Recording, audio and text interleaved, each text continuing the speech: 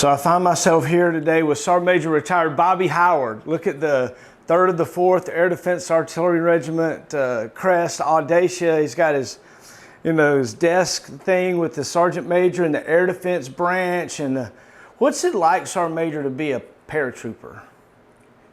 It's probably the best experience, the best training, the best of everything that I had during my 24 years in the Army.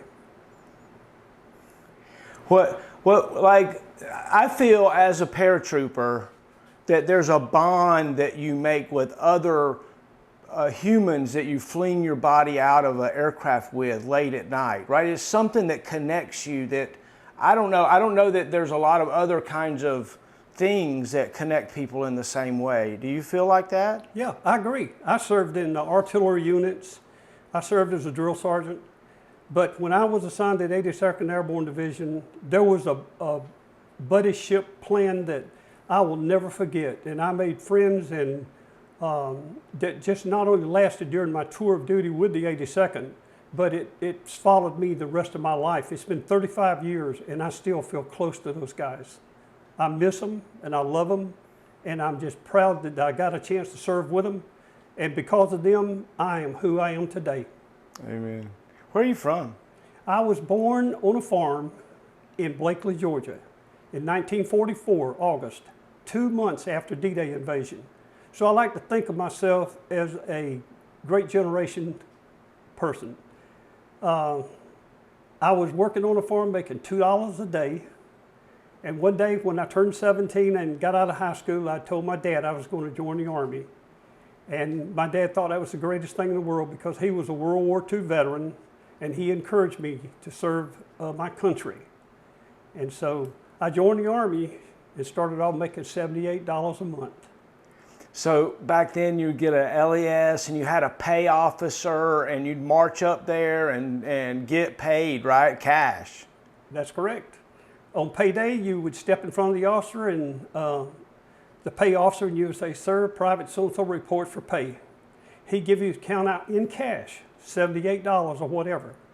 You take one step to the right and you would give your $6.50 or whatever to the supply sergeant for doing your laundry. Then mandatorily you would take one step to the right and you would pay the NCO dues, which was normally, everybody belonged to the NCO club. And it was normally $3 or $4 a month. And when then you take one more step to the right and count your money, what you had left, you figured you had one good night out on the town. Oh, that's hilarious, right? So you got your money, and then before you even got out of the line, you had to pay your dues. Absolutely, and a lot of guys would borrow money during the month. Right. From other guys. There was guys in the unit that made money, lended money, like, loan you 20 for 30 back. So a lot of guys, when they got their paycheck, it was gone. Wow. I mean, they had to pay off their loans. Wow. But we all lived in the barracks. We ate in the mess hall. We had no cars, no trucks. So it was like we went to the NCO club or the USO club for entertainment. So we didn't need a lot of money. I mean, it would have been nice to have more, but $78, it was adequate in 1962. So that's the year you joined, 1962. Yes.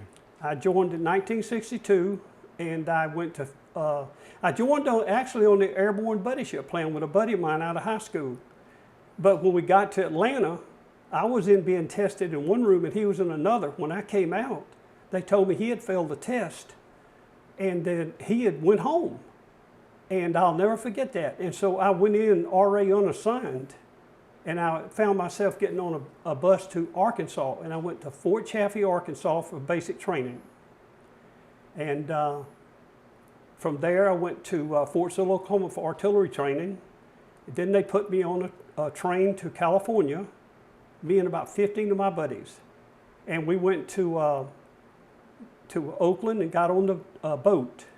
And for the next 30 days, we didn't know if we were soldiers or sailors. We stopped in Hawaii, Japan, Formosa, and on into Incheon. And then I joined the artillery unit. And this was all started up to be the Cuban Missile Crisis. Wow. So my first months in Korea was kind of like dug in my first battle position, right up on the DMZ, and that's where I turned 18 years of age.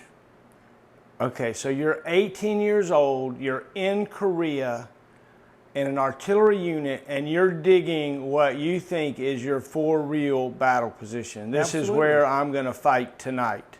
We were told we carried our weapons 24 hours a day, and that's where we were just in combat ready. And I was, like I said, it was a shock treatment. One, I'd never been hardly out of Georgia. Then I'd never been across the United States to California. Never been on a big ship. And then to stop at the islands along the way and then into Korea, and we could smell Korea 3 days before we got there. And when we got there, I'd never seen anything like that. It was a shock treatment. So 1962 or 63 in Korea? 62. 62 in Korea. Private Bobby Howard digging a hole on the DMZ. Okay, I gotta ask you this. What's the first time you got a chance to let your hair down? Like when you were heading to Korea or overseas, did you get a chance to party and throw one back and see what it was like to be somewhere other than Blakely, Georgia? 17-year-old boys party everywhere that they stop. So we stopped in Hawaii for 3 days. Never seen anything like it. Got back on the ship, went into Japan. Never seen anything like that. And I know then you could get 360 yen for $1, American dollar. And I had a stack of money. I'd never seen so much money. And we had to stay there 3 days because we had a typhoon that was coming through. So for 3 days, they let us have liberty. And we had so much fun in Japan. I didn't care where I was having fun.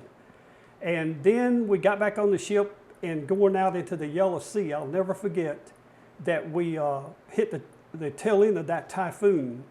And if there was 3,000 young soldiers on that troop carrier, there was 3,000 sick soldiers. I'd never seen anything like that. But yeah, we partied all the way to Korea. And then when I did get Korea, honestly, the first week I did get liberty or pass to go downtown. And I had never seen anything like that. It was a shock. Oh, wow. Let me hit this button and I want to ask you another question. Oh, wow. So what was it like to find yourself, in a battle position in another country, serving your country, so far away from Georgia, so many different personalities and people from all over the world that you're suddenly getting exposed to? What'd you think about that? Well, I'm going to tell you, my dad had talked to me some about World War II, and he had kind of prepared me for all this, my journey as a young soldier. And especially when I told him about going on the ship, he had given me a lot of good Navy advice because he was in the Navy during World War II. And, but I never made so many good friends. There were 6 boys from Georgia, my same age, and I still remember every one of them. They were from Rome, Georgia, and places like that. And one guy from Alabama, he was from Gadsden, Alabama. His name was Waters. I'll never forget him.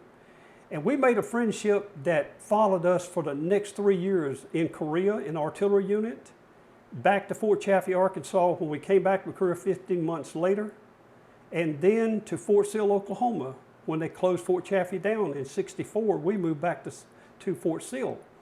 And those guys, we remained buddies. And even to this day, I think of those guys and I can remember their names and I can remember that friendship that we made back then that's still going on. You have a history of being good at what you do. You have a history of winning awards and standing above those that were around you. Is there something that caused you to want to be an exceptional person, a human being? Well, it was just, I just know that my dad just wanted me to do good. and I wanted to make him happy. He was my hero. And it started in Korea of doing things good, and then it followed me back to Fort Sill, and I can remember as a young E4, they made me an acting NCO, acting corporal, I think. And I was a squad leader at about 19 years of age. And that was my first time that I realized that somebody else was dependent on me. And so I started looking at it real serious as being a leader. And I heard somebody say one time that to be a good soldier, that you've got to love the Army. To be a good leader, you've got to love the people under you that are depending on you. Amen. And so that followed me pretty much most of my Army career. You remember a time when Private Howard said, uh-oh, I messed up this time? Absolutely. Christmas Eve night, 1962, Korea. That was my first time I got in a fight on Christmas Eve night, and I got in trouble.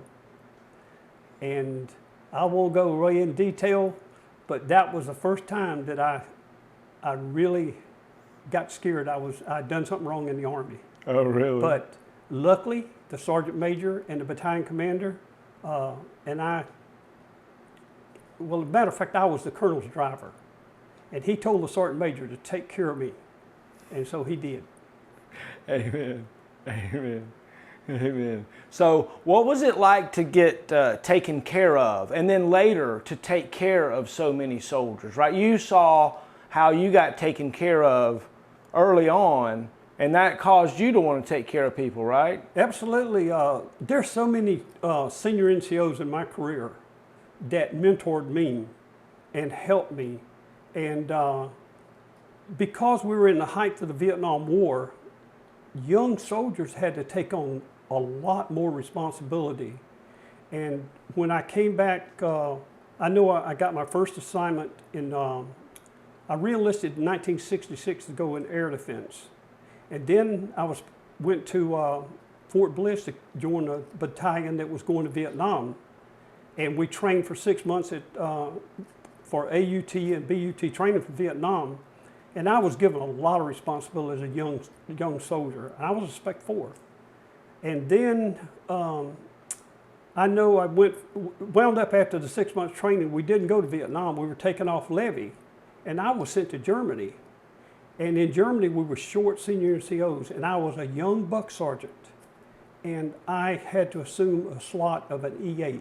We had no senior NCOs. And I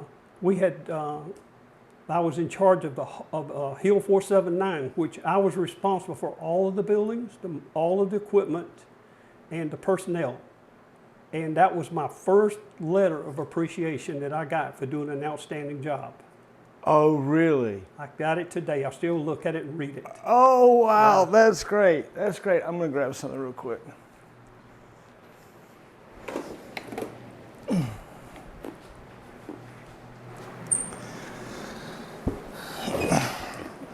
And Will, it only got better from there. After that assignment in Germany, I came back to, while in Germany, I went to the 7th Army NCO Academy. Right. Now, that was the best leadership school I've ever been through in my life. And they taught me as a young NCO what my responsibilities were. And when I went back to my unit, I'll just never forget that I was so fired up. I had got the George C. Patton Leadership Award at Bad Tolz, Germany. I still got it today in my trophy case. And so from then on, and I got promoted D6, and they made me like a squad leader, and it just got better. My whole thing of being a leader was to make sure that my men were mentally and physically fit and trained in their MOS to do their job, so that if they ever had to go to any training in anywhere or in combat, that they could survive and come home to their families. It's an interesting thing to realize that you had soldiers that looked up to you for like basic care, basic questions. Hey, Sarge, I've got this problem. What do I do? Right? Help me. It is so, you had soldiers that had propensities to overdo certain things, right? Or underdo certain things, like listen to the alarm clock when they woke up, so, when it went off, right? How did you find that you influenced those soldiers? What was your way? My way was, first of all, and I learned this later in my life, more about being leading by example. And I did this as a young E6 and then an E7 and on. But I wanted to lead by example. I always wanted to be mentally and physically fit. I wanted to know my job and the job above me.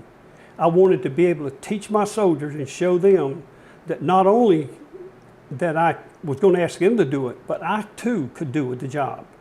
And that was my thing, just leading by example, not asking them to do anything that I was not willing or capable of doing myself. You remember a time when the bullets were flying maybe, or you were helping somebody that was in danger, or you were having to duck or dodge? Well, there was a couple of times, and I won't go in detail about it, but yeah, and I'd like to think that I was pretty calm. I don't remember panicking in any of the situations that I was in. I remained calm. And I know a couple of times in my life that I know I saved a couple of people's life. But I remember how calm I was. And I was telling people what to do. And I was right down there with them. And when we walked away, I was really concerned about that person that was hurt and concerned about what happened to him after we turned him over to a proper medical personnel. Amen. Amen. You said you joined the Air Defense Branch in the 60s, 66, right? What was it like what was that, the Duster unit you were joining? Well, it was, again, it was like a shock treatment. It was 1966. I was assigned to a 2-missile Hercules battery at Warner Robins, Georgia. That was my introduction to air defense. And I really loved air defense. And I worked in the Army Air Defense Command Post, and it was just so much fun and so much responsibility. Again, we were still understaffed with undermanned with soldiers and senior NCOs, and we had to accept a lot of responsibility. We were protecting the B-52 base at Warner Robins, and I stayed there about a year, and then is when I left and went to Germany. And in Germany, of course, I worked on a site and we controlled 28 Nike batteries. Yeah, 6 battalions of American soldiers, batteries, and 1 German battalion. And like I said, I started off doing that as a young NCO. And then they moved me up to Borfink Bunker. They promoted me to D6 after I got back from the NCO Academy, and they moved me to Borfink Bunker, which is an underground complex like Cheyenne Mountain, Pikes Peak. And there we controlled the same 28 Nike batteries as we did down at Hill 479, only it was so much better. We were co-located with the Air Force, and we used their height finders and radars, and we had better communications, and it was just so much fun to sit there and control those Nike batteries every day. We had, so many hot units, and we had an unknown.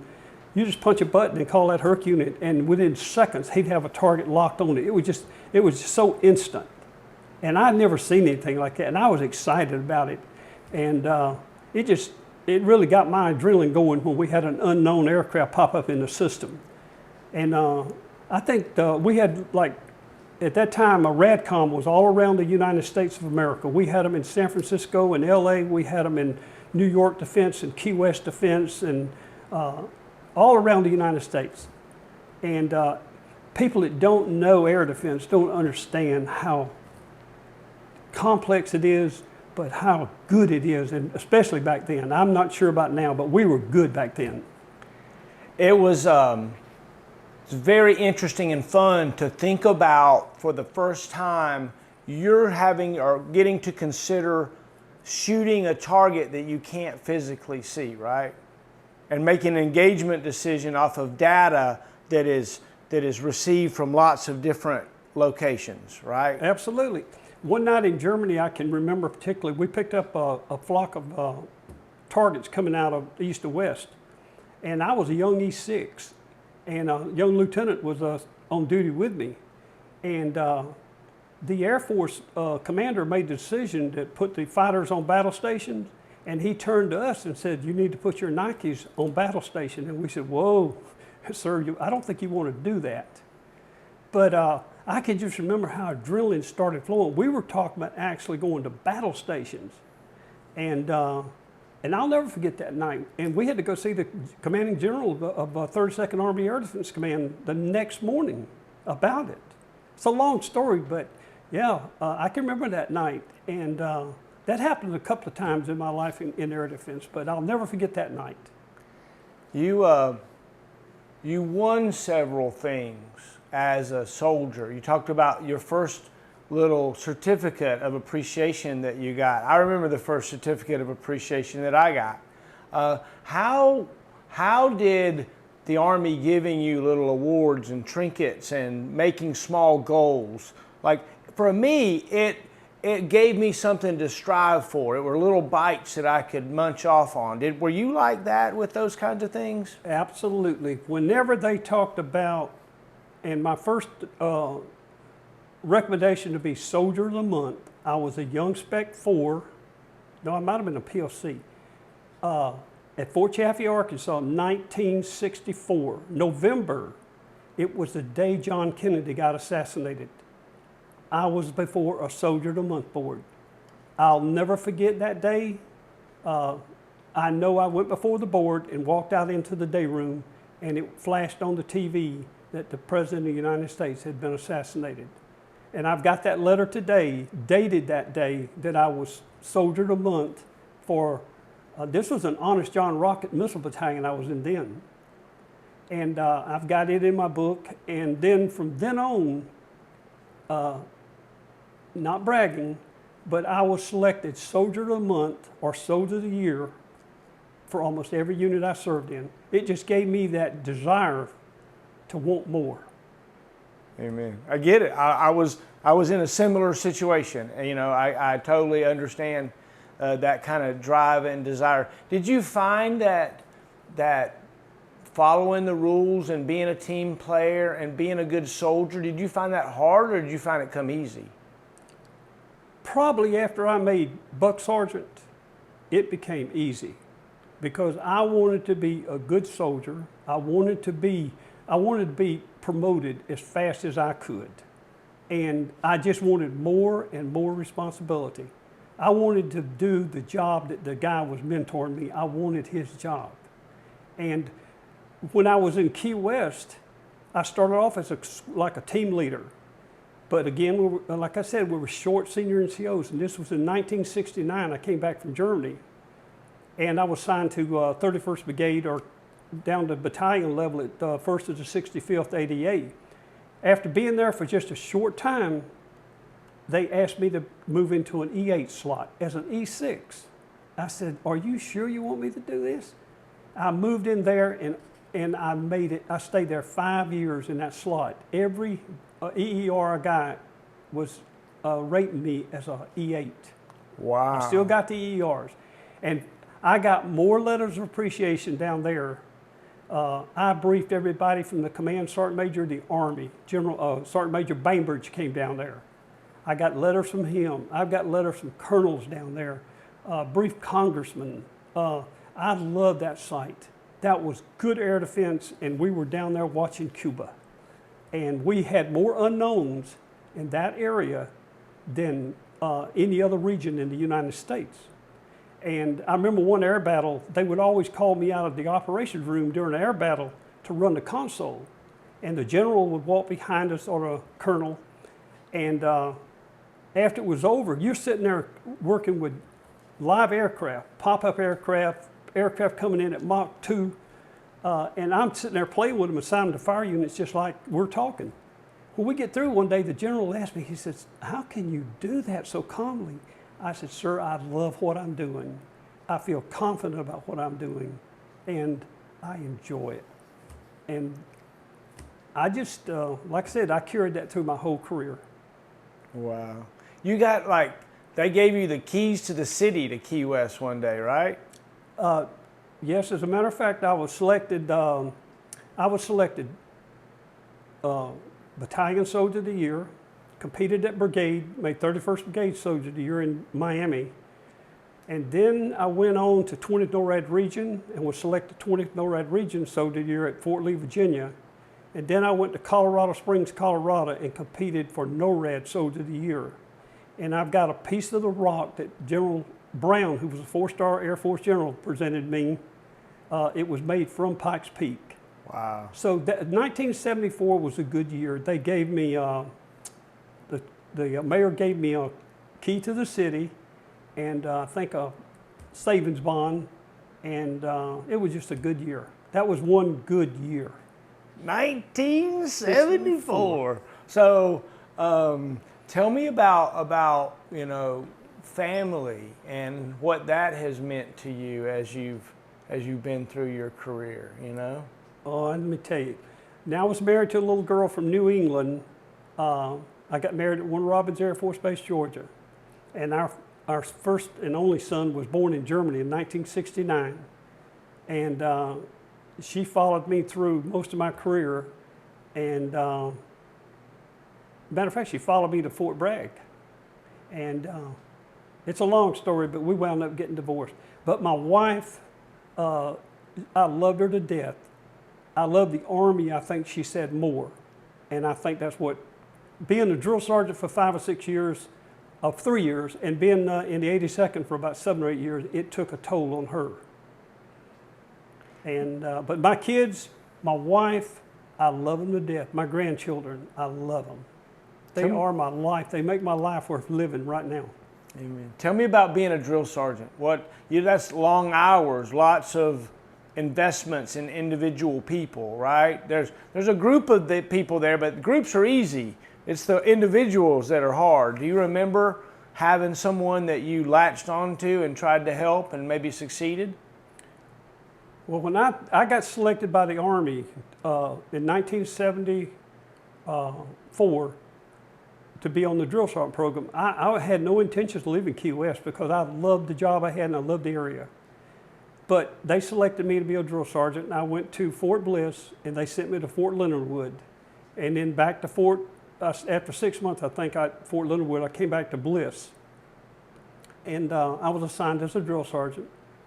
And beyond a doubt, that was one of the better jobs I've ever had in my life. Now, you talking about being a drill sergeant, but I felt like I was a teacher. But I told my trainees, I said, I can be as hard as I have to be, and I can be as fair as I want to be. I wanted to push the trainee to his max limit. And that's what I told my drill sergeants. I said, we're going to push them beyond, we're going to challenge them to the max, short of hurting or killing one. I said, but we're going to have the highest PT scores, we're going to have the lowest AWOL rate, we're going to have the cleanest barracks, and we're going to have the best drill sergeants there is. And the sergeant major told me, he said, well, he had moved me from, just after a short time as a drill sergeant, he moved me to senior drill. And I said, Sergeant Major, you know I'm a young drill sergeant. He said, there are a lot of people here senior to me. He said, you take that job. I believe you can do it, and we'll give you all the support. Well, shortly after that, a lot of senior NCOs that was senior to me in my unit didn't want to do what I wanted to do, like run. I wanted everybody to run with every road march or every 5-mile road march or whatever. And I went back to him and I said, Sergeant Major, I'm having difficulty. I said, can you move this drill sergeant, give me some younger NCOs? And he said, I can do it. He moved all of them out, gave me buck sergeants and E6s. And we had the best unit in the brigade. We had the highest PT scores, lowest AWOL, best barracks. We won everything. We call ourselves Hardcore Battery, and that legend carried on even after I left Fort Bliss. I love it. I love it. But it's interesting how good leaders, when they're empowered, really, really, really can build great teams. What was it like when somebody came to you from Fort Bragg and said, I want you to go be airborne and go to this special unit? Okay. Could I just comment one more thing Oh, please, okay, yes. about Fort Bliss? Yeah. Talk about, I want to just bring out these two NCOs I had. I'll never forget them. Sergeant Jefferson and Sergeant Parnell was the best. I mentored those buck sergeants, but they were more than I ever expected. And in 1977, Drill Sergeant Parnell and I both from the same unit was selected Junior NCO of the Year and Senior NCO of the Year. And turned around and I was selected Drill Sergeant of the Year in the same year for the training brigade and Fort Bliss. And then I went on to Fort Monroe, Virginia and competed for Drill Sergeant of the Army.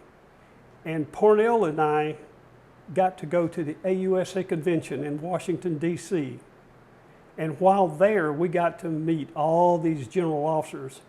And I'll never forget Sergeant Parnell. He was so good. And I'll never forget him, but he was talking to this 4-star general and he said, sir, I don't believe I ever got a chance to talk to a 4-star general. He was a buck sergeant. And the general looked at him and said, Parnell, I don't think you will after tonight either. But it was so much fun. And then I got the opportunity to escort General Omar Bradley just for a short time in the El Paso chapter of the AUSA. I got to move him around and talk to him. His wife said, ask him any question you want. And we talked about leadership and NCOs. And then I just had to ask him, I said, General Bradley, was General Patton in real life in World War II the way he was portrayed in the movie? And I'll never forget him. He looked at me and just laughed and he said, the SOB was just like that. Oh, wow. But he said, his wife said, would you like his autograph? And I said, I would. And I didn't have any paper. I had my green uniform on, but I had my El Paso chapter name tag. And she said, give me your name tag, Sergeant.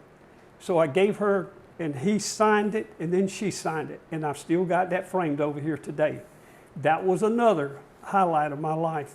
And just like 1974 being NCO of the year for Key West, being NCO year and Drill Sergeant year for Fort Bliss in 1977, going to the AUS convention, meeting Omar Bradley, and then later on getting to go to West Point and help train the class of 78 at the seniors during the summer of 1978. Those were highlights of my life and my career, and I'll never forget them. And I've got the first mug of the Military Academy class of 78 right there. Wow. What was it like to be in during Vietnam? What was going on? Well, we had a lot of, first of all, I wanted to go to Vietnam so bad, but I had just got married in 1966. And when my Hawk unit was going to Vietnam, I was ready for it. And I wanted to go so bad. And then they took that unit off levy. And we didn't go because there was no air threat in Vietnam. And that was one time that I really wished I was still artillery in an 8-inch artillery battery like I was in Korea. I could have went to Vietnam. But I didn't get to go, but I was worried it would hurt my career. But later on I found out I got promoted faster than some of my buddies who went to Vietnam.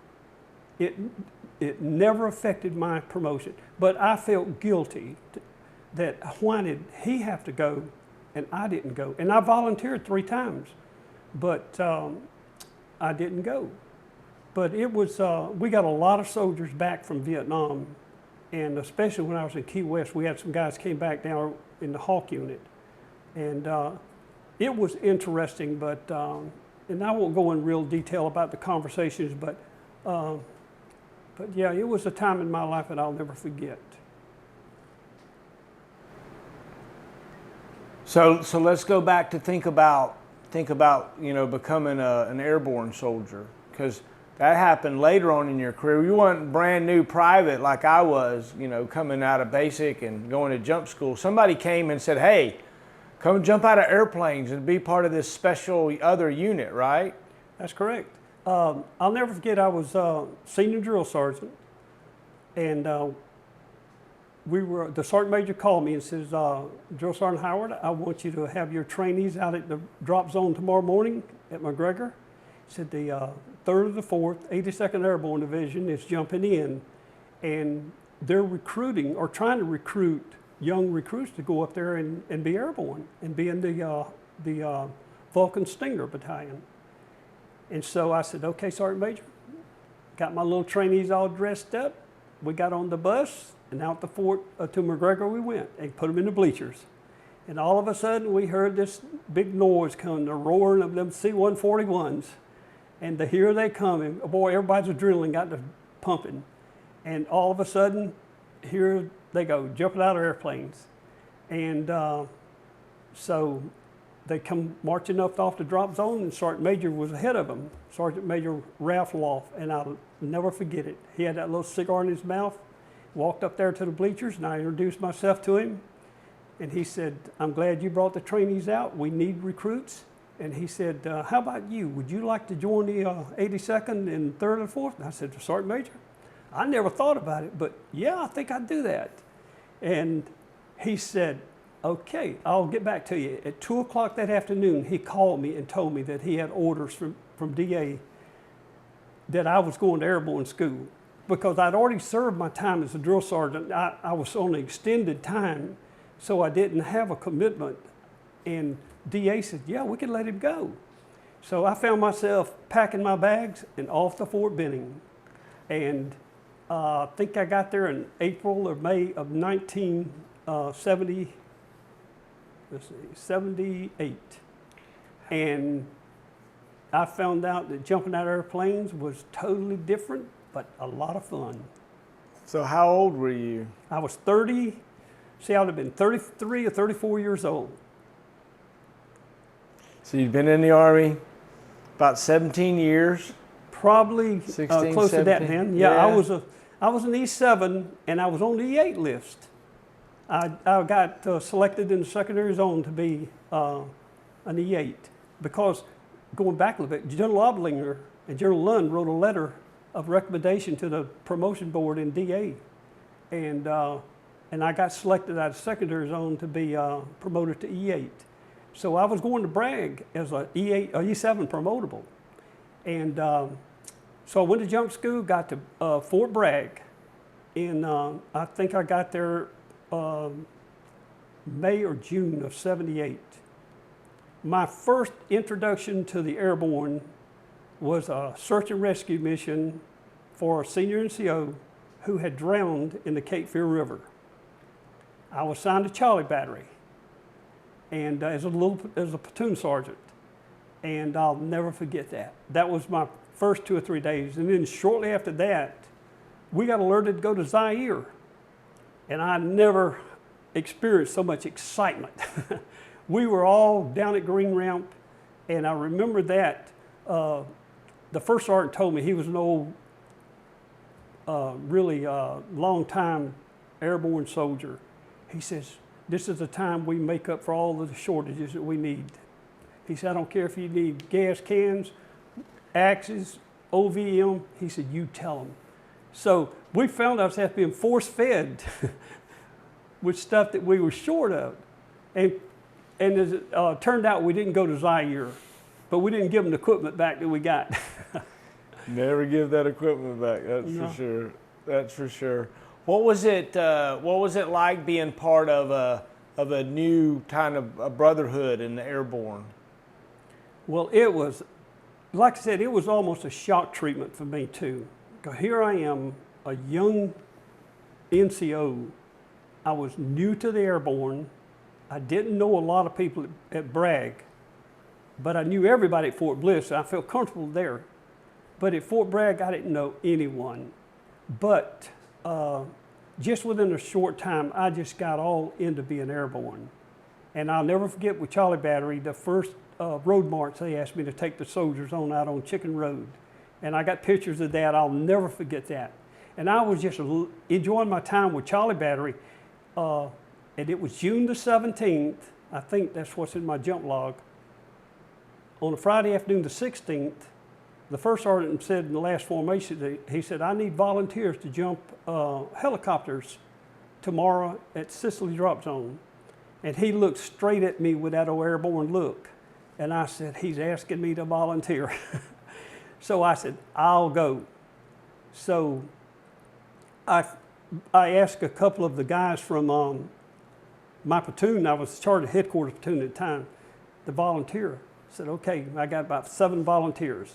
Woke up Saturday morning, went out there to pick them up, and them boys had hung over. Was hung over. I had to almost carry them to get them in my truck.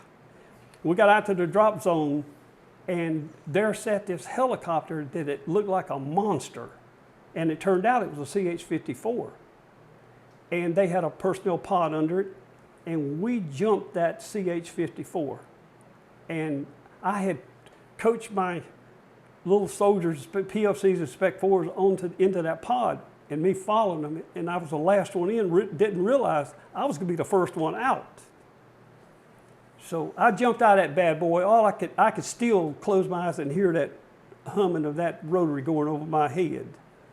But we did those, we jumped, and I jumped 3 times in almost a week and a half with Charlie Battery. I mean, I volunteered. I wanted to jump every time that a plane cranked up.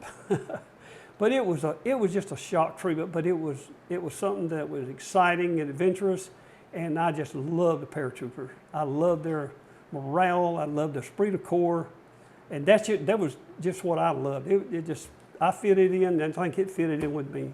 Oh yeah, oh yeah. It's a unique kind of thing. It's a unique kind of thing. You've got a book there in front of you, and all kinds of little notes and thoughts. You know what? Tell me. You know, I don't know. Tell me some things you might be thinking about right now. Well, like I said, I started off in Charlie Battery, and I didn't stay there but like 2 months or so, 3 months at the most. And then one afternoon, Sergeant Major Loft called me up to headquarters, and he said, Sergeant Howard, we're going to move you to A Battery's first sergeant. And I looked right at him, and I looked at Colonel McKnight, and I wanted to say, you sure about this? But he said, we think you can do the job, and we're going to put you over there. We're going to move a captain from headquarters over to be the commander. And so I started off with Alpha Battery. And I just think that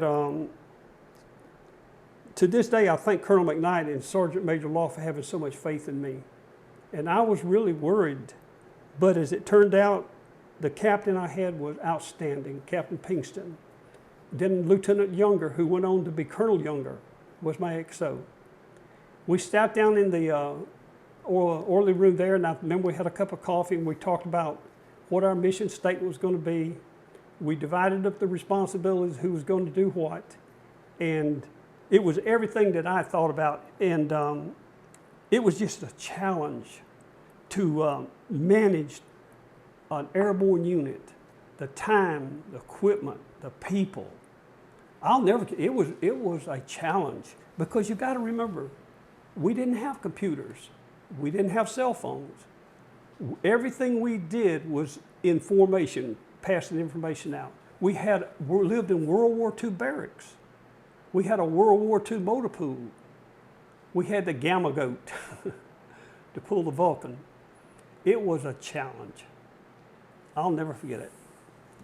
So was it, you know, were there ever, you know, like any barracks brawls or Vulcans versus the Stingers or any of the crazy rivalries that you had to deal with as a first Every sergeant? day. Every day? Every day I come in, it was something new. I can remember Alpha Battery would go over and blow up Bravo Battery's washer and dryer at night. It was always something though, yeah. I dealt with it every day. So the Gamma Goat, it's so interesting that you would bring that piece of equipment up, right? I served on the Gamma Goat briefly. What an interesting piece of equipment. Was there Was there other crazy equipment, or is there a piece of equipment that really, like you talked about? What was that rocket you said you fired, the Little John or something like that? I mean, the Hercules, the Nike Hercules. Golly, all of these different weapon systems. Tell me about the weapon systems that you used. Well, to start off with, just think about the smallest weapon we carried back then. Starting off, I took boot camp with M1 Garand. Got to Korea, I had a 45 caliber machine gun, or grease gun. Then I carried an M1 carbine for a while. Came back to the States and I got the M14 in Germany. We got the M14 in Korea right at the end of my tour. And then we had the M14 in Germany, and then we had the AR-15, the M16s, come on later on. But then I served in like a 105, then 8-inch, and then Honest John, and then Nike Hercules, and then Hawk missiles, and then Vulcan, Chaparral, and Stinger. I served in everything except, well, I did not serve in Chaparral. I served in Hawk, Herc, Vulcan, Stinger, with Red Eye, and then Stinger. So what's, like if you could go back and work on one weapon system again during that time, which one would it be? Well, I'm going to tell you the truth. The Hercules system I'd never seen anything that was so efficient. It was everything they said it would be and more. And I think if we'd ever had to actually use the Herc, it would have proven almost 100% effective.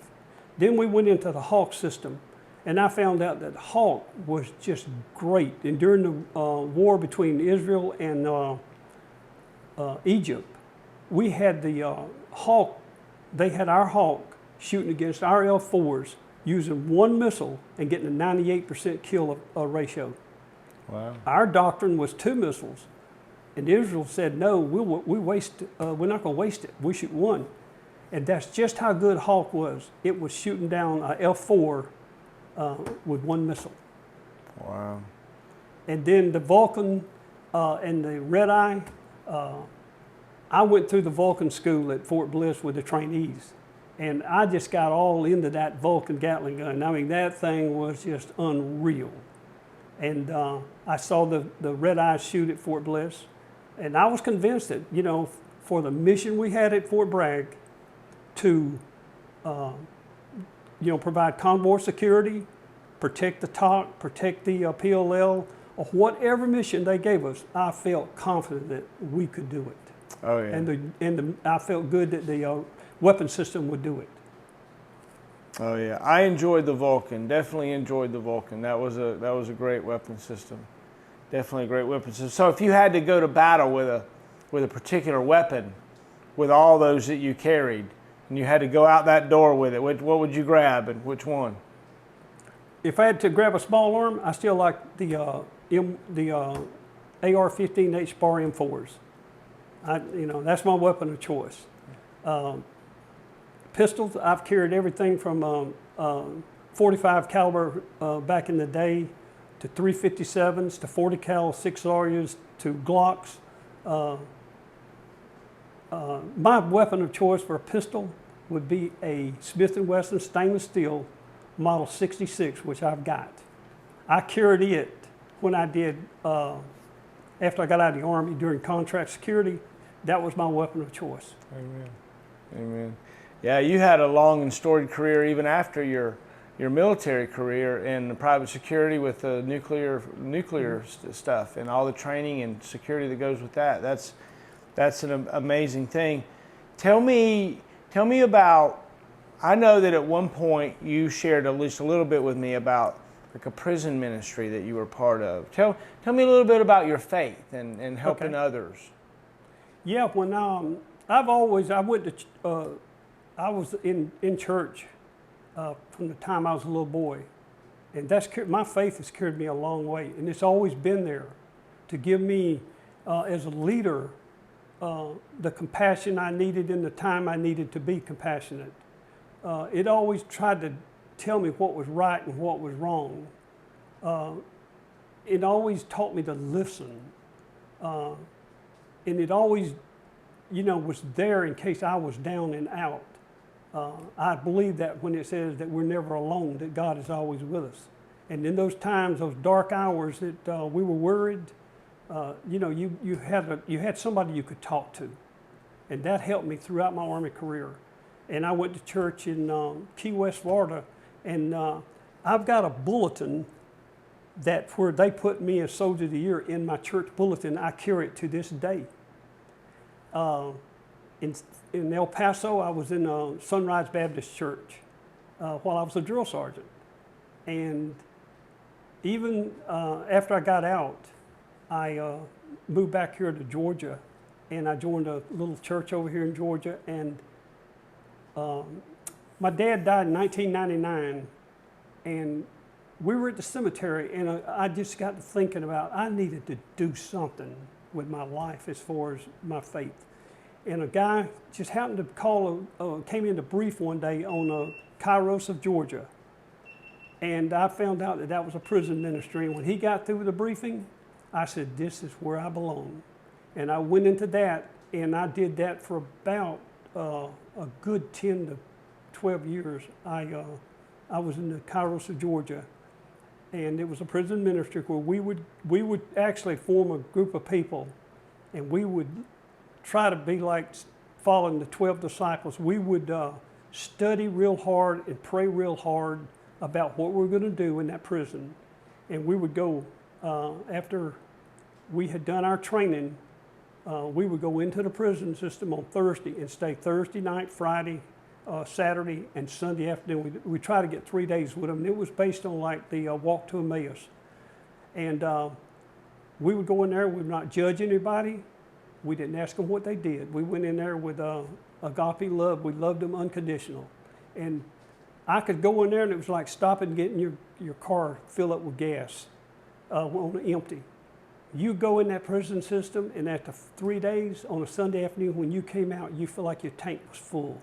You were just up here because you felt like that you had done something for somebody who needed to hear something like that.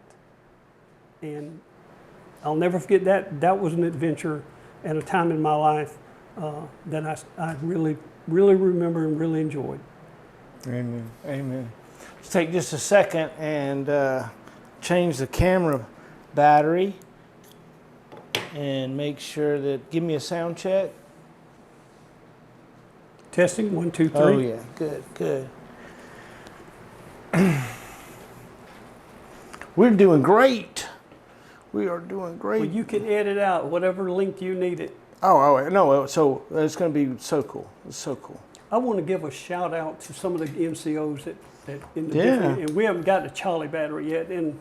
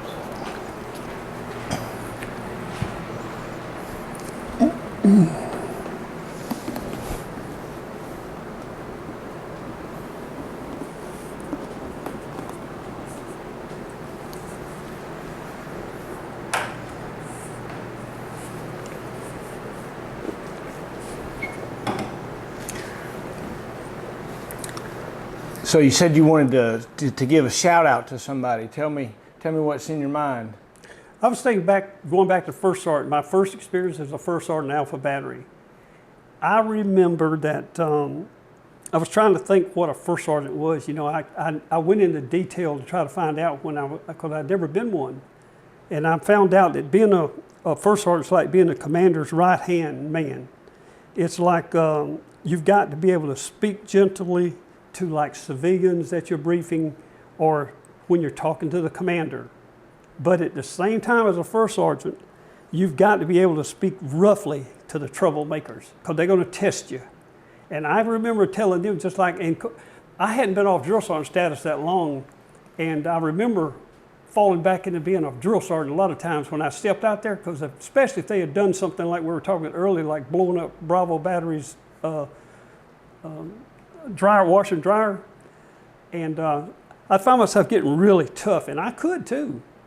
And also I found that a first sergeant's got to be a good speaker, and he's got to be a better listener. You've got to be able to do that like we were talking about with faith. You've got to listen, and love. That's it. If a guy's telling you he's got a problem, you've got to listen. And I found out that was all of that was, you had to do that to be a good first sergeant. And you had to teach the NCOs to be good, just use good common sense when dealing with soldiers. And you had to teach them to supervise the maintenance of the motor pool equipment and the gun, the Vulcan, and so on.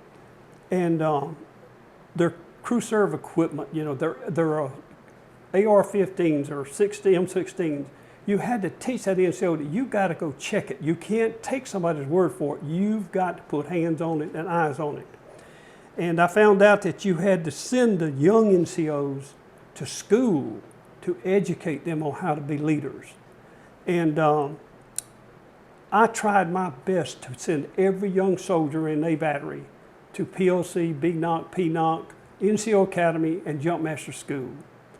And I got to know the NCOs really good and depend on them, because I told them we together as a team, we would make this unit the best in the battalion and the division. And NCOs like Sergeant Moran, he and I are friends today.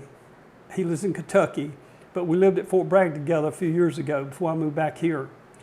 And Sergeant Perez, Sergeant Rodriguez, Sergeant Hicks, Sergeant Davis, Bubba Stanton, they call him. He carried my guide arm in A Battery. Those kind of guys is what made A Battery so good. And they deserve a pat on the back. Because I look back on, I couldn't have done it without them. But when I left A Battery, the battalion commander and Sergeant Major Ralph Loft wrote me a letter of appreciation from division. It came from division to them to me.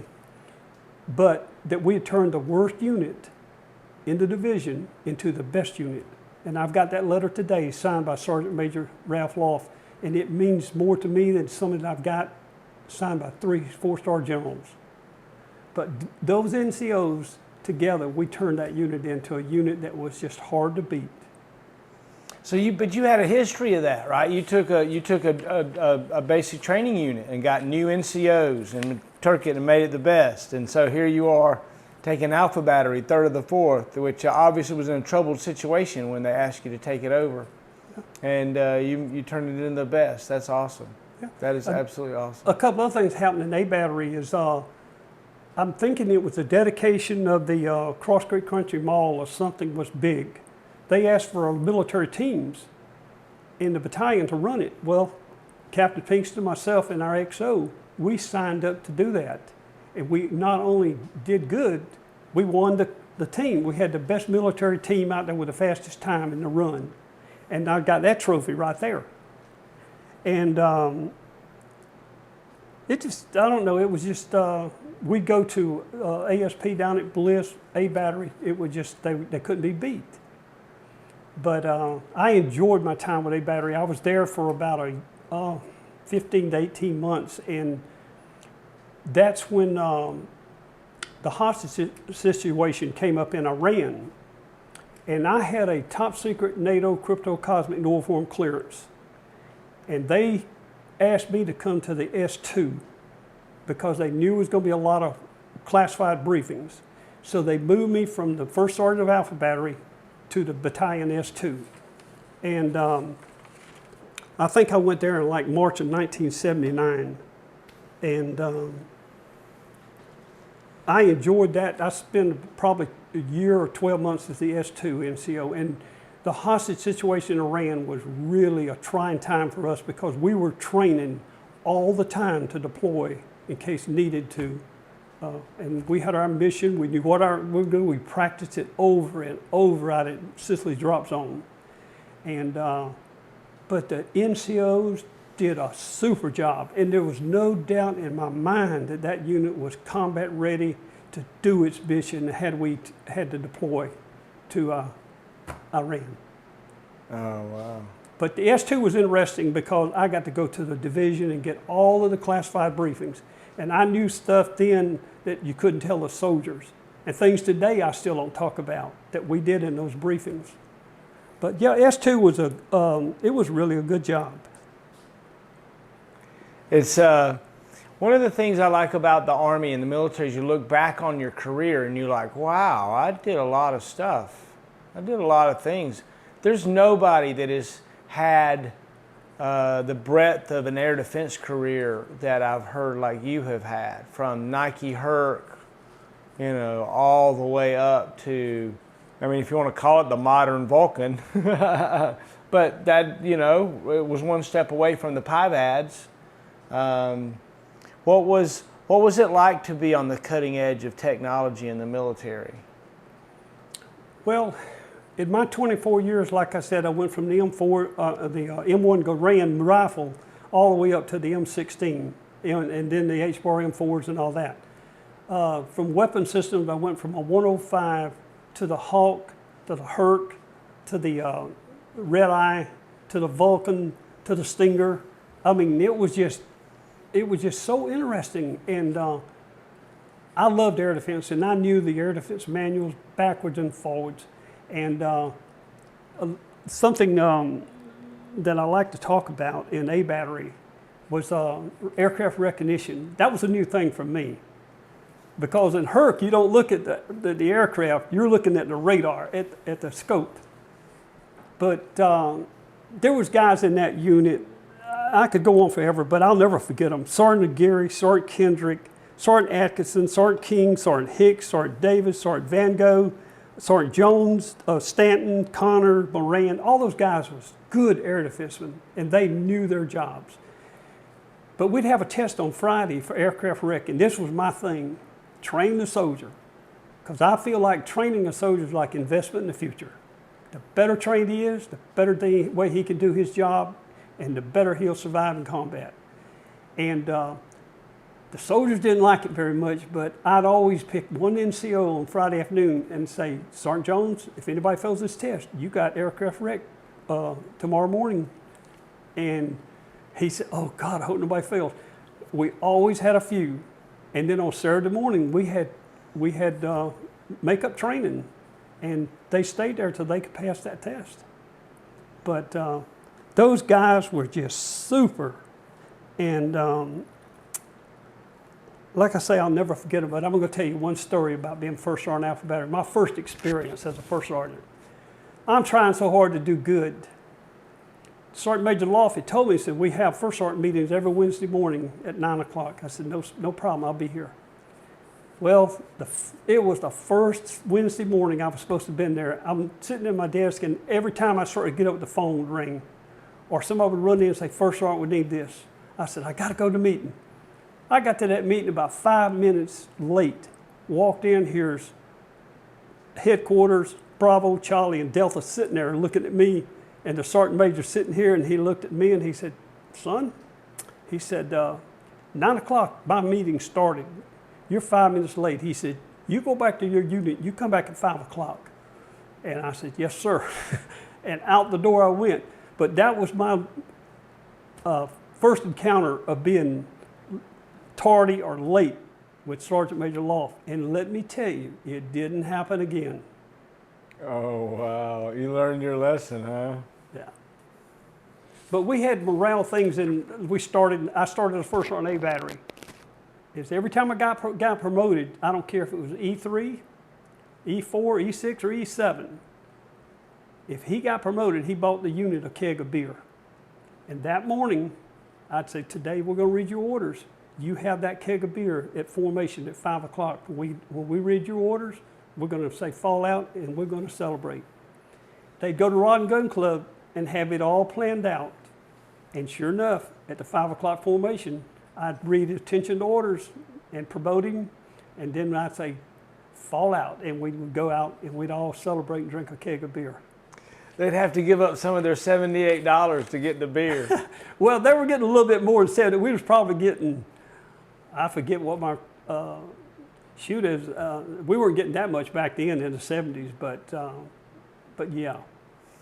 He took that first month's pay raise and bought that keg of beer. Amen. I get it. But it was good for morale and the esprit de corps. Oh, amen. Amen. There's something about having a unit with high morale, right, versus a unit with low morale. I've been in those, and I've watched units that have low morale. But you know, a leader makes the morale in the unit, right? Right? In a lot of ways. Yeah, I would tell you this, that if you see a unit with low morale and poor maintenance and poor barracks condition, it's a leadership problem. And I took a lot of harassment in the Army as a drill sergeant, as a first sergeant, because a lot of the NCOs thought I was going overboard. But I took pride in having the best soldiers, the best barracks, the best equipment, the highest PT scores, the highest AFT scores. All that was all important to me as a leader. Because if I didn't, I felt like I owed that to the guy. If I wanted to be the best, I wanted him to be the best. I wanted him to get out of the Army and say that was the best unit I ever served in. I had good NCOs and officers, and we did this. I wanted to be proud. I wanted him to feel like I felt. And I hope I left that with those soldiers. Oh, yeah. Oh, yeah.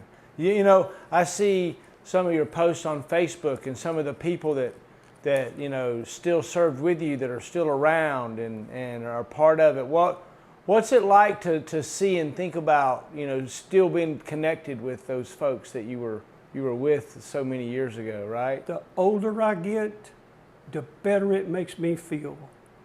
And I can just read something on there and it makes my day. Because I think all of us want to be accepted. We want to be liked. We want them to think that we did our jobs. I'd rather have somebody say I did a good job than saying I did a bad job. Of course. And it still makes me just feel so humble when one of those guys said, you helped me. Because that's what I wanted to do. I wanted that soldier to get out of the Army and be able to talk about his career the way I did. That's for sure. That's for sure. What was it like becoming a jump master? Well, I'm going to be honest. I was a little afraid to go jump master school because I was new to the airborne, and it was a lot of responsibility, and I knew that. And I've never been one to step away from responsibility. But at the time when I was in A Battery, I remembered that they would only give us so many slots. And I had all these little young buck sergeants down there just waiting to do it. And I look at them and I could see myself in them when I was a buck sergeant. And I said, you know, I'm going to send him before I go. And I remember sending every chance I'd beg a jump master slot. I'd let my young NCOs go, and they did. And I don't remember anybody in my unit ever failing. Maybe they did, but I don't remember it. But I went on from A Battery First Sergeant the whole tour until the end, I think, is when I went to jump master school. One Wednesday morning, they called me up from S3 and said, we got one more jump master slot, and I'm thinking the battalion commander was going to go. And I said, I want to go, and I want to do it now. And I went down to the jump master school, and it was the most challenging, the hardest school I've ever attended. I went through NCO Academy at Bad Tölz, Germany. I went through drill sergeant school. I'd been through all these other schools, but jump master school was a challenge. And I was a senior E7. I was an E8 then. And I remember the black hats made me do everything up front first. He said, you're the senior NCO, you're going to do it. And I remember even right up to the day we were being tested in the aircraft, and I was going to do my door check. And I went out the door, and I looked down, and that black hat was laying down on the aircraft, looking up at me. between my legs. And he says, I just want to make sure you had your eyes open. And so went on and I passed the aircraft part, and then I remember taking the test. And that morning we did the JMPI. I'll never forget it. There was a hedgerow down at Green Ramp, and it was about probably 3 or 4 feet high. When they told me you passed, for some reason, I jumped flat-footed over that hedgerow. Another guy that was with me said, I didn't know what you were doing, but I jumped straight up and over that. I was so excited because so many people failed that. And I had never failed any school, but I was worried about Jump Master School. But it was just, it was a challenge, but it was rewarding, and I loved doing it. I didn't get to do a lot of them because I was a senior NCO, but I enjoyed every one that I did. Oh yeah, right. And there's something that's very leadershipy about being a jump master, right? That's part of it, especially in the 82nd Airborne Division. What were some of the things that you saw that a leader does or a leader did? Well, it goes back to basically all the responsibility of NCO. When you realize that you are the jump master and you're in charge of the safety of those people, whether it be 64 jumpers or 120 jumpers, that's your responsibility to make sure that when they get on that aircraft, that they know what they're going to do, that they have their equipment is on them properly, that it's been checked, that they have a battle buddy, somebody right there to check them, that you're responsible from the time they get on that aircraft till they hit the ground, and you have that roll call. And that's a lot of responsibility to take on. And I've seen a lot of young NCOs do that, and I, as a senior NCO, I looked at him and said, you know, that guy's he's really good, and he's got a lot of responsibility. And, but yeah, it was just basic leadership, you know, lead by example, know your job, and, you know, get out there and show them that you're not afraid. And I'll tell you something, I wasn't necessarily a jump master except on one jump I remember after this, but we had a time at Fort Bragg when a rigger cut, I think it was in the end they figured out that he cut 16 parachute static lines. Wow. And one guy died. And I remember we were scheduled to jump a couple of days after this happened. And I remember the commander saying, somebody was telling the XO that the troops were really worried, they were scared. He said, what do we do? I said, we're gonna jump. You jump first on one door, I jump on the other door. We showed them we're not afraid. And we did that. And the troops were following us right out that door. We'd have no problems and nobody didn't question it. And about 3 or 4 days after that, we were really, you know, breathing a sigh of relief that nothing happened. But they stopped all jumping at Fort Bragg. Wow. But we did that, and I remembered that. And I remember the captain said, what do we do? And I said, we're going to lead by example. We're going to show them that we'll do. And I was a little bit scared. But just another day of being a jump master or a jumper. Yeah, it is interesting to think about, right, in a big way, we were gladiators for our military.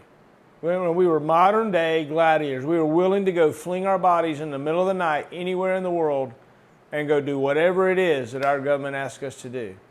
And that's kind of wild, right? That's wild. I never had a soldier tell me when we were scheduled to go to Zaire or we were on, you know, out looking for something or training in Texas or wherever. I never had a soldier tell me he didn't want to go, he was, you know, not going to go. And I don't remember I don't remember a soldier by name that ever terminated from jump status.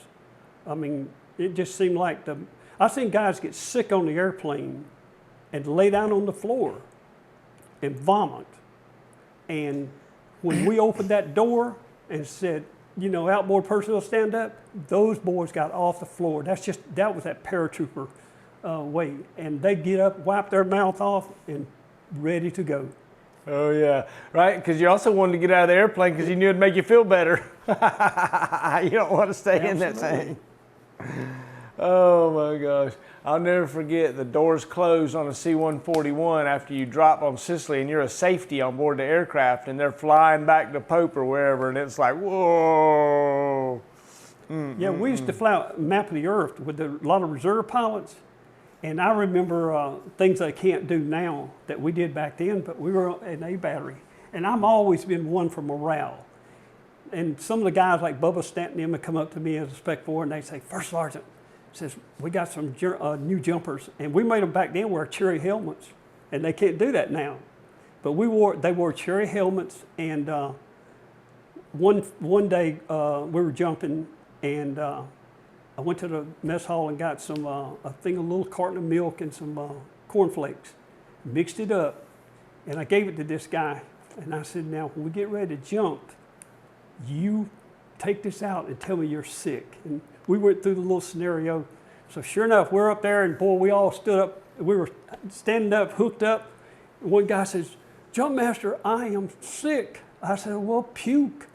And he took that little bag out of his field jacket, and he went, whoop, and he says, what did I do with it? I said, give it to me.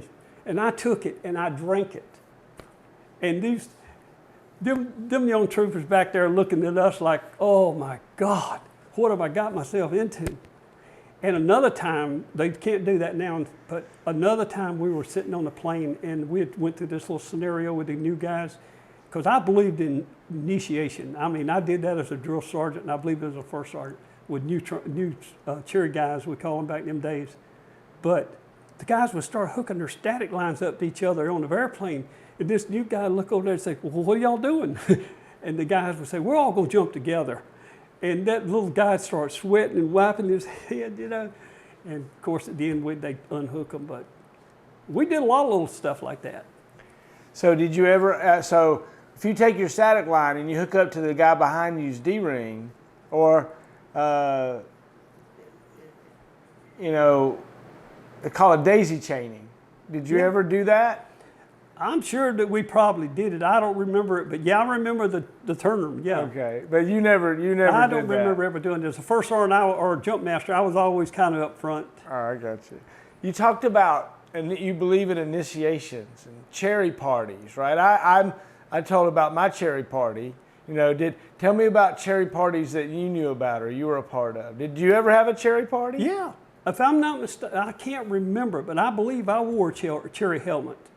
Now, of course, I didn't live in the barracks, but on the weekend in the old division area, back in those days, if we got 3 replacements or 4 on Friday night, sign them to the unit, then all weekend, the senior guys would have them jumping off the second floor window doing PLFs.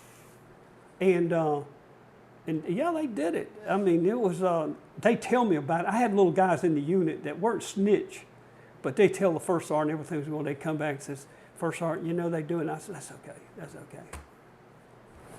Because I love it. I think everybody has got to pay their dues. And I wanted to pay mine too. I mean, this would scare me. Oh, that's great. Some other good things we did in A Battery was, it was the first time I'd ever been invited to run the 20-mile long street race. Again, they asked us to do that, and the commander and myself and some more guys volunteered, and we ran 20 miles. That was the first time I'd ever done it, averaging 7-minute miles. And every year after that, I did it 4 times, and I knock off 10 minutes. Every year I get 1 year older, I knock 10 minutes off of it, and I've got the certificates to prove that too. Wow. Yeah. Wow. But A Battery was a fun time in my life, and then the S2, and then I moved on to the S3 shop. And the thing I remember about being the S3 sergeant was reviewing those training schedules. I'm a kind of guy that liked to be with the soldiers down in the unit level. And when they told me I was going to be the battalion S3, I said, oh no, this is not my thing. But I'd look over those training schedules, and I never reviewed so many training schedules in my life, and getting them printed out on Friday afternoons. But again, NCOs like Sergeant Fraser and a guy named Sergeant Raddick, I believe his name was, and I found out later on he died of cancer. But I can remember he helped me a lot as S3. We'd go out and do things like compass courses for the battalion, and we'd go out there and walk 20 miles with our compass, and we'd rig up the compass course and then let the units go out and do it. And we made competition out of it. But I enjoyed being S3. And then, of course, I got selected to go to the Sergeant Major's Academy, and that's when I went to Fort Bliss. What was it like to get selected to be a sergeant major in the Army? Well, it was an honor just to be selected out of top 2% of the NCOs in the Army, and I was an E8 at the time. And, I was a single parent then. My wife and I got divorced when I was a First Sergeant A Battery, and she left me and my little boy, and I was a single parent. And that was a challenge to be in the 82nd, to be a single parent. But he and I packed up our bags, and we were on our way to El Paso. But I had just met this girl from Rayford that I'm married to now, and we just celebrated 40 years. But I had been dating her for 3 weeks prior to going to the academy. And I got to El Paso and stayed down there about 2 weeks. We were living in quarters on Biggs Army Airfield. And I was just getting into the academy, but there was something missing, and it was her. And I called up at Fort Bragg, and I said, will you marry me? And she said, yes. And I said, will you fly to El Paso? And she said, yes. And she flew to El Paso, and we got married. There was 2 of us in the academy got married. And like I said, we just celebrated 40 years. Amen. But the academy was beyond a doubt one of the best schools I'd ever been to. Just to be able to sit down in a 12-man class and talk to other NCOs from the different branches like infantry and artillery and communications and MI and all this stuff. And then to have like military people from the Marine Corps and the Air Force and the Coast Guard.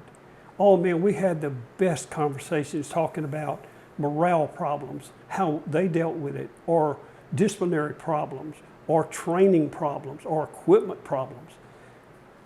I'd walk out of there and just amazed at what we talked about and what we learned. That was a good time in my life. Amen. Amen. What else is in your book there you want to talk about, flip through, look at? You know what? Well, it got better. Yeah, good. Tell me. After the academy, they had me going to Vicenza, Italy. And I had been told during the academy, if you get this ring, once you graduate from the academy, you tap that ring and they listen to you. I said, okay, I'm going to see if they listen. I wanted to go back to Fort Bragg so bad. And I went in and talked to the DA representative there, and he said, let us talk with DA. So they talked to our branch of it, DA, and they said, as a matter of fact, we've got an E8 slot opening at Fort Bragg, Charlie Battery, 3rd or the 4th. If you want to go back to your unit, we can do it. I said, airborne. So I went back to Fort Bragg, and Charlie Battery, oh, what a unit. I got there and I was so motivated and fired up. One, because I'd been there before and I knew the battalion, but I'd been to Sergeant Major's Academy and I had all of this just books of information in my head on how to be a better leader. And I wanted to put it to use so bad. And this was my chance. And so when the Sergeant Major and the battalion commander called me in and said, you're going to take over Charlie Battery. I said, yes, sir. I went down there, and the best commander I could have ever had was George Walker. And he was from Georgia. And when I said, I'm First Sergeant Howard, and I'm from Georgia, he said, and I'm Captain Walker, and I'm from Georgia. And we just looked around and smiled. And then a little XO named Lieutenant Lockett walked in, and he was our new XO. And we just looked at each other, and we sat down and had a cup of coffee. And Lieutenant Lockett says, I'll take care of the training schedules and all this stuff. And the captain says, and I'll take care of all of the headaches from the battalion. And I said, yes, sir. And I said, I'll take on the responsibility of training the soldier, looking out for his health and welfare, and the maintenance in the motor pool and the barracks. I said, that's my stuff. And we all just kind of shook hands, tipped each other with a cup of coffee, and we went on from there. And Charlie Battery just excelled, and I could never say enough good things about Charlie Battery. And that's why I've got that little t-shirt on the wall there about Charlie Battery. It's probably, looking back on my 24 years and all the things that I did and all the units I served in, I think Charlie Battery was beyond a doubt my favorite. And I know in 1982, we had Gallant Eagle. 1982, I think it was 82 or so, we went to, we jumped into Hawaii. We went to Reforger, 82, and we got on the front page of the Stars and Stripes. I'll never forget that. And we trained all over Europe, and then start off with that Reforger story. I had a little Spec 4 supposed to drive for me, and the captain. And right before we deployed, he got sick. So Captain Walker says, what are we going to do? He said, we don't have another soldier to replace him with. And I said, I'll drive the Jeep. So I had the guys in the motor pool put my name on there. And so we hit the drop zone, de-rigged our equipment. I drove off the DZ. We pull up in a little orchard there, apple orchard. And a little German come walking over to me to give me an apple. And we were reading the map, getting ready to assemble and move out. And I didn't know it, but the Stars and Stripes took a picture of us, and it wound up the next day somebody said, you know you guys are on the front page of the Stars and Stripes. I said, no kidding. But we did some things over there, like we came upon a wreck that would involve 11 vehicles with the Germans, and it was a foggy morning, and when we were driving off the road with our convoy, and we heard the crashes, and when I got up on the Autobahn there, or the little road, I noticed that there was 11 car pileup, and we started administering first aid. The medic was running from one to the other. There were so many injuries, and we put a guy on each end of the accident to direct traffic. But it wound up, we got a big story out of that into Charlie Battery did, and later on, the medic was given a letter or award from the division, and. But Reforger was really a rewarding training experience that I'll never forget. It was the first time that we had the M60 Abrams tank involved, and it just blew our mind to be training with that bad boy. I'll never forget that. That's the first time you did with the M1? Yeah, with the Abrams. Yeah, the M1 Abrams. Yeah, they were. We were sitting on the road one day, and we watched an M60 come over the road, and it just said, "Room." I said, "Boy, that's impressive." And all of a sudden, we heard something coming, and that M1 Abrams come, and it just jumped the road. And they said, "That's our new battle tank," and I'd never seen it. And I was just amazed to see that thing right up. We were sitting there just watching it go in front of us. Oh yeah. Really good experience. Oh yeah. But people in Charlie Battery, like Sergeant Aguirre and Sergeant Tyndall and Sergeant Basemeyer, and just so many of them that I can remember they were just great NCOs. They did a super job, and they helped make my job as a first sergeant easy.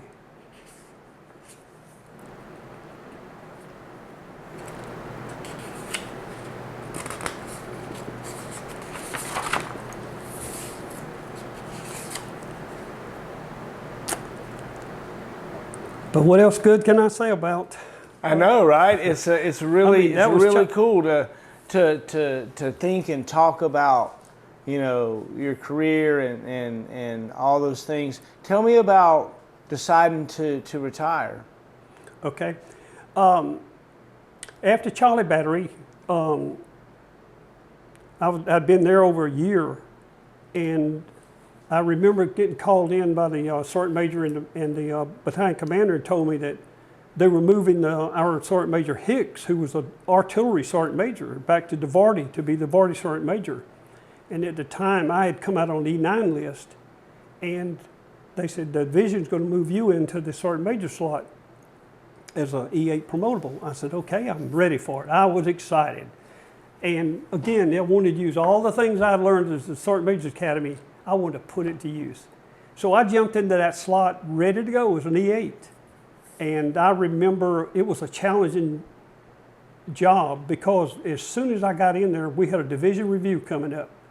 So I remember going to those meetings as a Sergeant Major, but I was the only E8 in there. But we went off, we carried that thing off with no problems.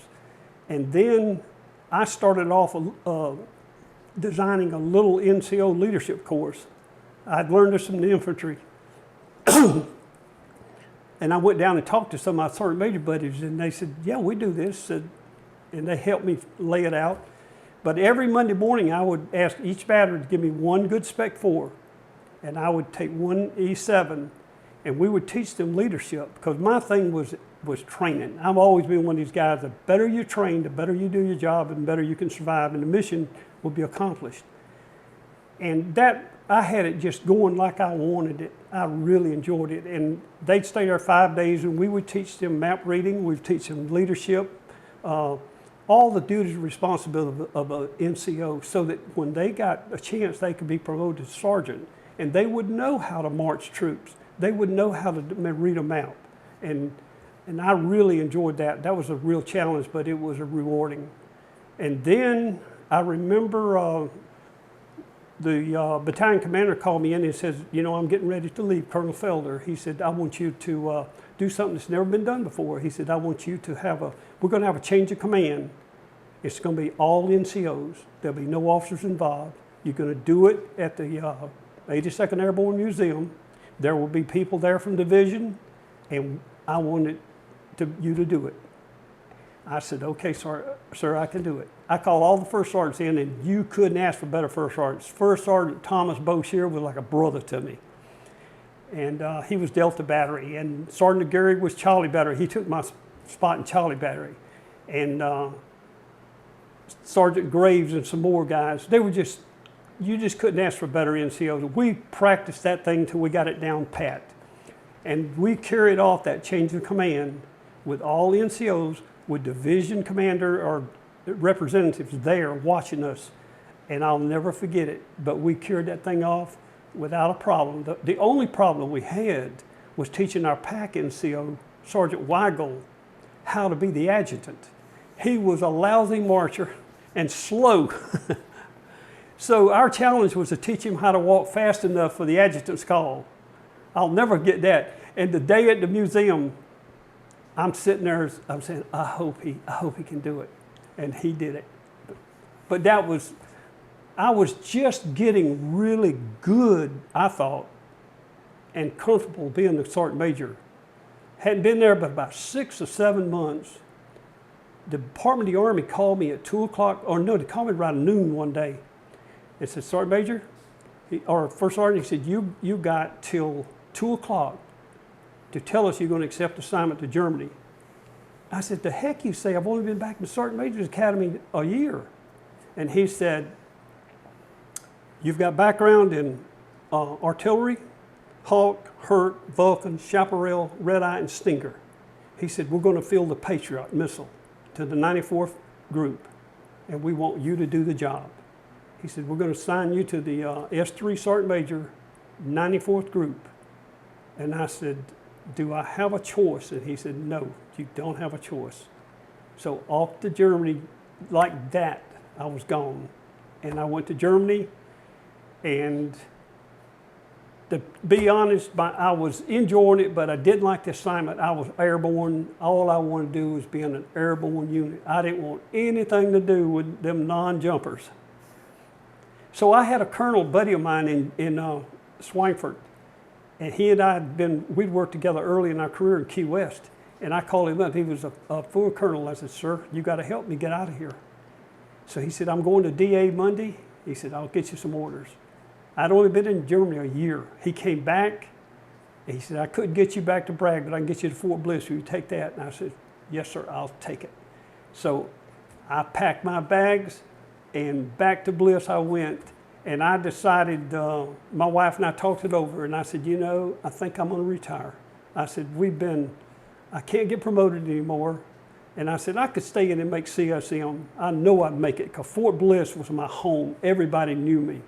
I'd been Drill Sergeant of the Year, Soldier of the Year, and I spent a lot of time at Bliss. And then I made up my mind that I would retire. And I'd always been trained and taught that once you make a decision, stand by it. And that's what I did. I retired and came back here to Georgia. Amen. When you retired, you started working with some, you had your own business there for a while, small business? I did. I tried a few things, but I went to work for the paper mill, but I did like that job. And I found out that Alabama Power was hiring over the nuclear plant. And so I came across the Alabama Power, went in, put my resume in, went down for the interview, and just happened so they were only hiring in the security department. The security manager was a retired OSI officer.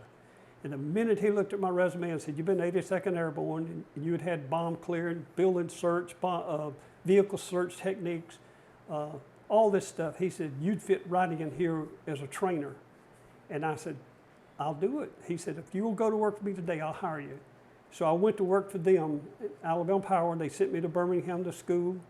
And then later on, they sent me to Homeland Security, or it was called a Security Institute of, let's see, it was a security training center up in a school in Tennessee. Out it was an old farm. They had converted into a training center for Homeland Security. But we went to school there and was certified as what they call a TRT, a team response trainer. We were taught, again, hostage situations, sniper training, bomb search, building search, vehicle search, all that. And came back to the nuclear plant, and I worked there for 20 years and retired from there. And then I did a little contract security. And then on my 69th birthday, I retired completely. After 2 good careers, I finally said, I'm through. Amen. Amen. What's it like to be, to be sitting at a spot where you're looking back on your life, having, climbed the hill, fought the good fight, raised children that are successful? I mean, is there a feeling that brings out of you? Well, if looking back on my life now, I told my granddaughter just Friday, she said, Papa, how can you be so happy?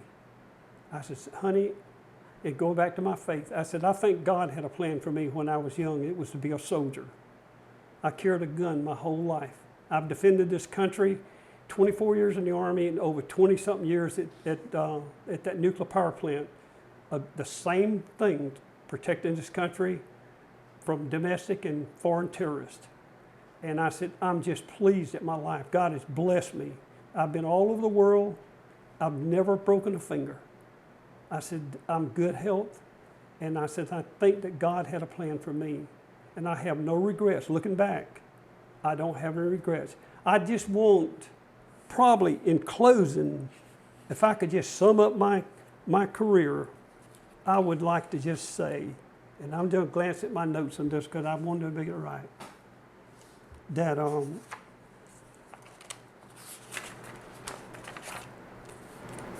it's going to be my birthday in 2 months, and I'm going to be 78 years old. And a lot of my buddies have passed away. And I went to 4 funerals last week, and I thought about this a lot. But if I could get all the soldiers that I ever served with, or who served with me or under me, I just want them to know, I want all my family first. I want my friends, and I want my Army brothers to know how much I love this country. And how much I enjoyed serving and protecting this country, our freedom and our way of life. I want to let them know that because of my buddies, and I'd like to say my airborne brothers, and that because of them, because of my Army experience, I'm a better person today because of it and because of them. And I want them to know, especially the guys that served under me, that I did my very best in every unit, in every assignment, to be loyal to my chain of command, and at the same time making sure that the soldiers under me were well trained mentally and physically and proficient in their MOS, and that they could do their job in any situation and return home to their families. That's important to me, and I want them to know that because, like I said, I'm 78 years old, and I may not get a chance to ever tell them again, but in this story, I want to tell them that I appreciate what they did, their support and their loyalty. And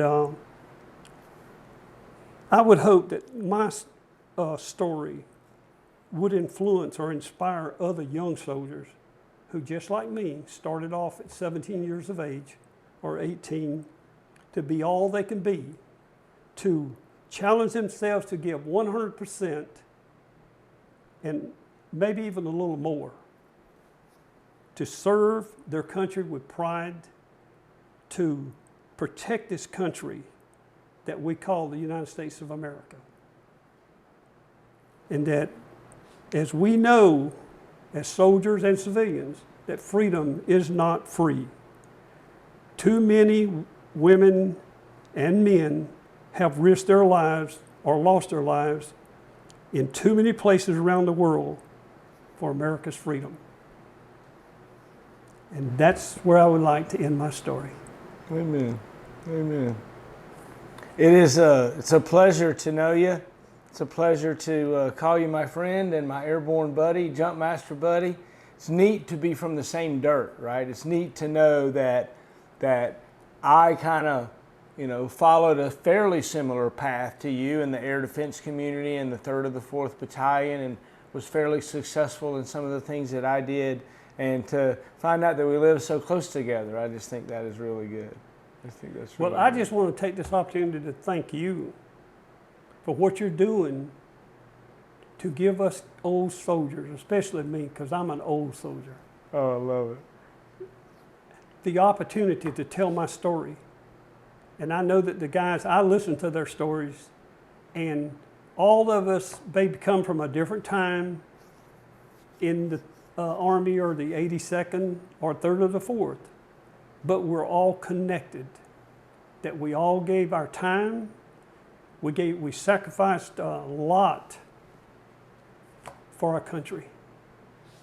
But I thank you for letting myself and them tell their stories. Isn't it fun? Isn't it neat to see all of us, that we just share these little interlocking pieces of different things, and we know people, and you talk and say these names, Howard and Boshears and Walker, and they just transcend through different times, right? Did you say Tyndall, Bub Tyndall?